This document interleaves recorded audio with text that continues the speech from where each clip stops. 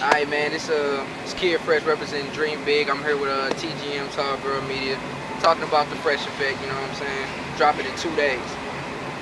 That'll be 11/22. 11/22/12. I'm Sierra. And I'm Taylor. Yo. My fault. My fault. C-Note7. Follow me on Instagram, C-Note7. Twitter at @NoPussyBoys. Part of the Tall Girl Media. Yeah. Are you like the shorter of the taller girl media? Yes, she is. But we gonna chill on that because you're Okay, the shortest out of all three of us. Burn. Ooh. I straight just got burned. Man. Okay. So yeah, follow me at __ TAELOR, the taller of the tall girl. Got your bag, Key.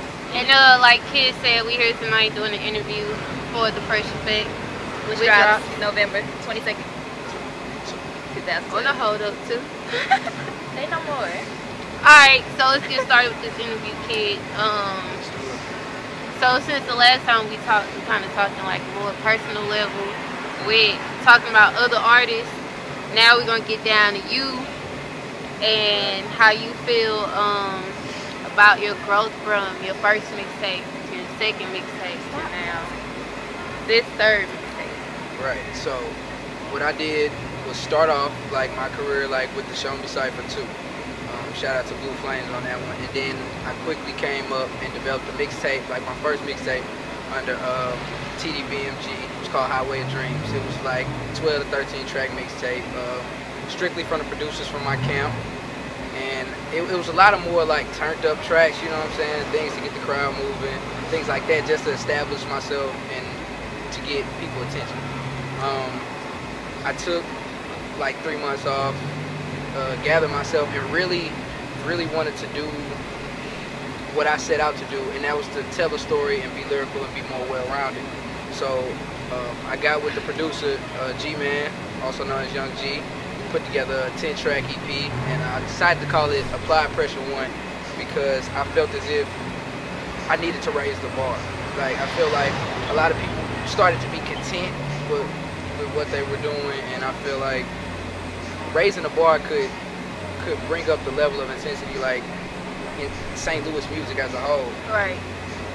So now with that being said, I didn't do anything from AP1 to now but shows. Like I didn't record in the studio, I didn't write a record. I just, you know, was doing shows and just trying to get some downtime. Right. You know, get more like time with my family, basically develop and go through some more things so I can tell another story.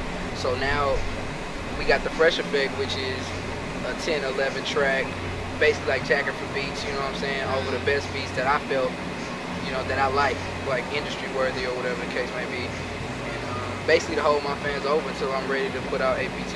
So that's pretty much where I'm at now. Okay. How do you feel about like having all this different type of support from like your fans, your family, just random strangers, like all of that?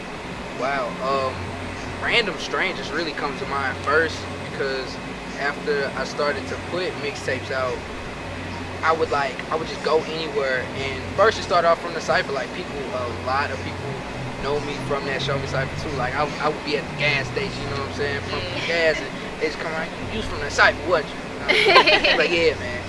But and everybody, a lot of people heard AP1 like more than I even expected. Like it did better than I expected it to do. So it's really crazy. Like, in the different support, like sometimes I don't even know who the people are. You know what I'm saying? They come up to me and they really embrace me with so much love, and I really appreciate it, especially my fans. And before, my family didn't really know about serious. You know how like every boy wants to be a rapper. You know, right. Looking up, seeing that stuff. But actually, when they see how hard I work at it, and I've been doing it for years, I never changed my opinion. What you want to do? I want to be an artist. I want to do music. Like, it never changed. So over time, they start learning to accept it more and really get involved behind what I'm doing. So you mentioned your family.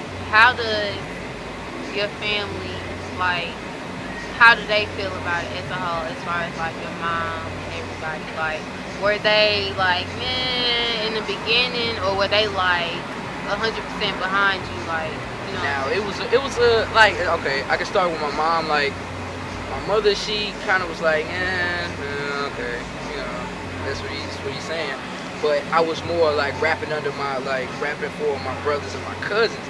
And my brother would always come back like, "No, ma, like he really nice, like he really nice, like." You know what I'm saying? So after that, like so on and so forth, I was telling her different things that I was doing, or you know what I'm saying, maybe had a show here or show there, and she's like, "Oh well, people, you know, people really starting to follow what you're doing," and I got like a couple videos on YouTube, and a couple like my family was like my aunt, my uncle, then they told her, she looked at a few, and like she was impressed, because you know I'm like the youngest of her kids, so for me to come up. Alright, jokes. Tall girl media, okay.